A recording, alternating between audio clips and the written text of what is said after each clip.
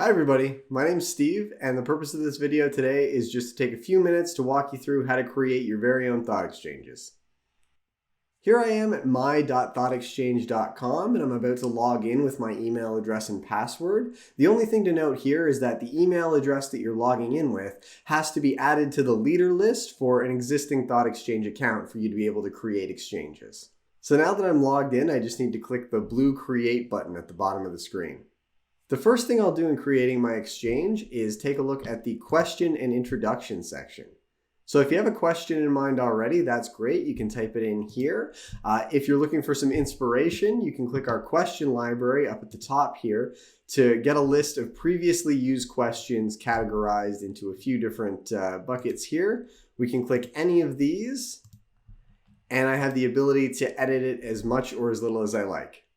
A great thing to keep in mind when you're creating your question is that you want it to be open-ended to solicit as much feedback as you can get from as many different perspectives as possible.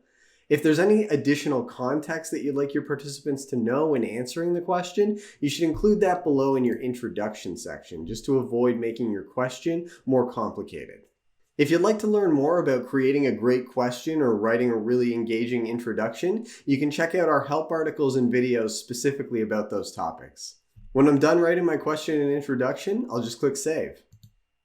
The next thing we'll take a look at is the Attachment or Video tab. And this is where I can add a video or an image, anything that would be useful in supporting my introduction that I've written for my exchange. An introduction video is a great option just for engaging your participants and communicating the things that you laid out in your introduction. If you shot a video to go along with your exchange, you can upload it here by clicking the upload button and selecting a file from your computer. Or if the video is hosted on a video sharing site, you can post a link directly to the video here. Our next option is survey questions. And if I click in here, basically what I have is the ability to ask up to 10 close-ended questions. So survey questions are a great opportunity to learn a little bit more about your participants. And when you get to the analysis stage of your exchange, you'll be able to break down the results by these different response options. So some examples of types of questions you can ask here are demographic questions, yes or no questions, anything that's going to be relevant to you in parsing the data that you get from the exchange. Your participants will be required to answer your survey questions before they can get into sharing their ideas or rating the thoughts of others. So when you're creating survey questions, only include ones that are really going to help you in analyzing your results. If you'd like to learn more about survey questions, check out our article and video walkthrough specifically about that. When I'm done creating my survey questions, again, I'll just click Save. The next option you may have in creating your exchange is what we call participation groups. So this is a feature that you need to request to be added to your account, but what it does is it gives you the ability to ask another close-ended question that will branch your participants into different groups for their entire experience. So in this example, I'm asking about what location participants work at, and the way this will work is everyone that responds that they work at location A will only see thoughts that were shared by other participants at that location. And likewise, the thoughts that they share will only be rated by people at that location. This is a great option if you anticipate getting a lot of thoughts that are only going to be relevant to specific groups of people. So if participants are going to be sharing a lot of feedback about the office environment that they work in, this might be a great question to ask. In the Languages tab, I have the ability to expand my participation into different languages. ThoughtExchange fully supports participation in English, French, and Spanish.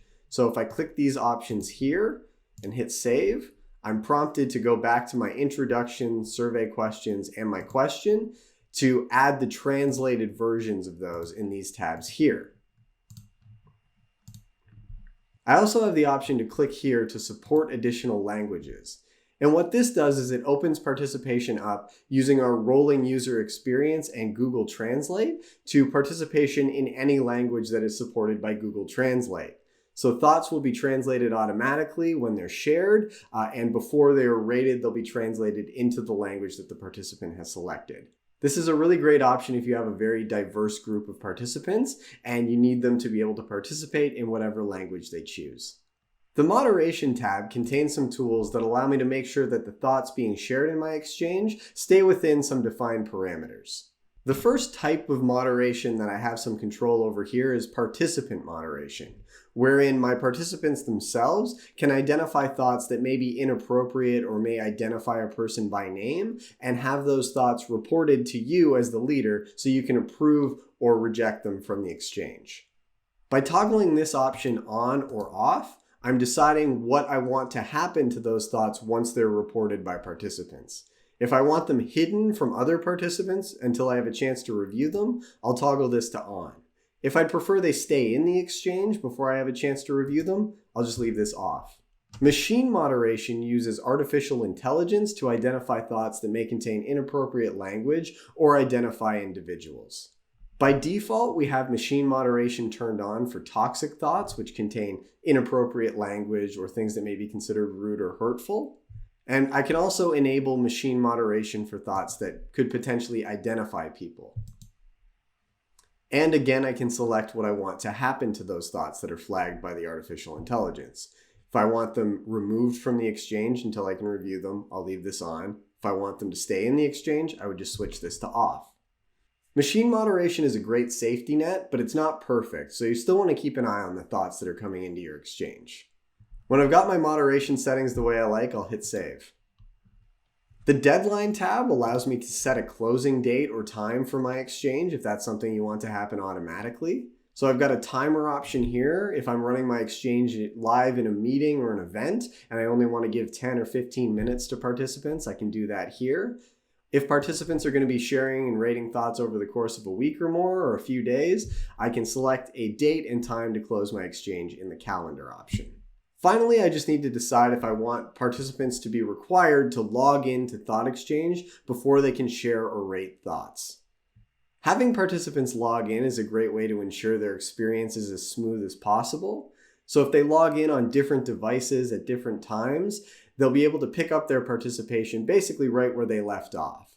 They'll also be able to see how the thoughts that they shared are being rated by other participants in the Your Activity section of the Discover view, and they'll be able to see how their ratings compare to the ratings of others. That said, some participants just don't like to log in or create an account with an email address, so you may choose to leave that off. If you need any help or support while you're creating your exchange, feel free to click the Help button in the top right-hand corner. Using these options, you can navigate to our help site or contact our support team directly if you have a specific question. And that's all there is to it. Again, if you have any questions, don't hesitate to reach out to our support team. Our email is help@thoughtexchange.com, or you can check out our help site at get.thoughtexchange.help to learn more about any of the features that I've talked about in this video. So until next time, happy thought exchanging.